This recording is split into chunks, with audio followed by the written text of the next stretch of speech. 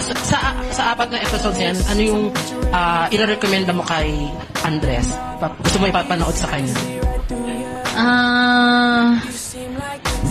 Bye-bye na lang. Bakit? Wala lang. Hindi. Wala. Yun po kasi yung favorite ko yung bahay-bahayan. Parang gusto ko marinig din yung, like, yung parang opinion niya tungkol, okay ba yung ginawa ko, gano'n. Yun po. Gusto ko maging learner. Wow. Learner. Siguro kung genre, siguro life naman with happy ending. Kasi yung sa minamahal namin, yung open ending na kasi parang sakit pa din. Mabigat. Diba? Parang after ko manonood ng minahal, parang ang sakit pa na magmahal.